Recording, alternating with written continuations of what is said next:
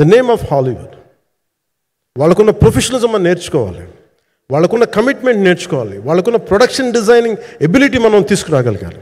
So ఇవన్నీ నేను నా పరిధిలో ఈ రోజున ఆంధ్రప్రదేశ్ ప్రభుత్వంలో ప్రత్యేకించి ఈ శాఖ నా పరిధిలో ఉంది కాబట్టి దానికి ఆయన పేరు ప్రతిపాదించాను. నా ఉద్దేశం ఏంటంటే తెలుగు చిత్ర పరిశ్రమ తెలంగాణలో ఉన్న, కర్ణాటకలో ఉన్న, చెన్నైలో ఉన్న ఏదైనా సరే తెలుగు చిత్ర పరిశ్రమ, భారతీయ చిత్ర పరిశ్రమకి చాలా మంచి జరగాలి, ఇలాంటి వ్యక్తి ద్వారా ఏదైనా చేద్దామని ఒక ఉద్దేశంతో ఆయన పేరు ప్రతిపాదించాను.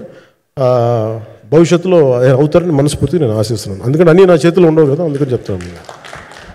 ఇఫ్ అండ్ బట్ చెప్పాలి కదా. సో ప్రత్యేకించి మీ అందరికీ నా హృదయపూర్వక ధన్యవాదాలు తెలుపుకుంటూ నెక్స్ట్ 2-3 డేస్లో I'll try to give as many interviews as I can. Nidhi I'm grateful to you. పాప చాలా తపన పడి ఉంటారు. ఈరోజు ఎలా ఉంది అంటే నాకు ఎలా అనిపించిందని, ఇందాక నేను వస్తున్నప్పుడు ఎవరు లేరు, వీళ్ళు కూడా ఎవరు లేరు. నేను వచ్చి చాలాసేపు కారులో కూర్చున్నాను, ఎందుకంటే మళ్ళీ మీరు తిట్టకూడదు, లేట్ వచ్చాడు, నీకు డిప్యూటీ సీఎం అయితే పొగరు వచ్చేస్తాను మీరు అనుకో అంటారండి. నాకు అట్లా అనిపించలేదు.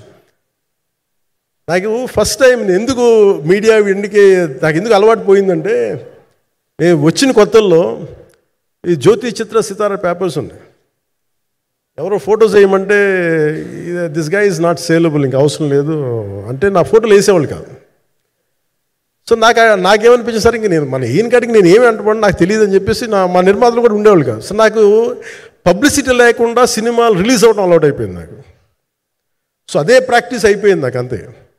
మళ్ళీ కూర్చోబెట్టి మీరు ఏం మాట్లాడతారు, మళ్ళీ అది ఇటు తిరిగి వస్తుందని చెప్పేసి మిగతా అంత నాట్ టాకెటివ్. మీరు సినిమా పొలిటికల్ ప్రాసెస్కి వచ్చేటప్పుడు నేను ఏదైనా మాట్లాడగలను, కానీ సినిమా వచ్చేటప్పటికి చాలా చాలా ఒత్తిడి తీసుకోవాల్సి వస్తుంది.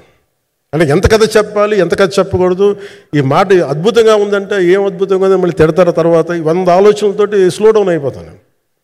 బట్ కానీ నాకు మనస్ఫూర్తిగా ఈ సినిమా ఐ హోప్ వచ్చిన ప్రతి ప్రేక్షకులందరికీ కూడా ఒక మంచి అనుభూతిని ఇస్తాను నేను మనస్ఫూర్తిగా నేను నమ్ముతున్నాను.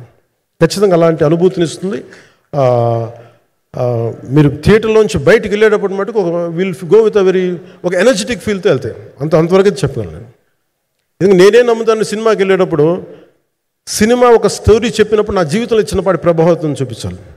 అలాంటి ప్రభావం, అలాంటి ఎనర్జీ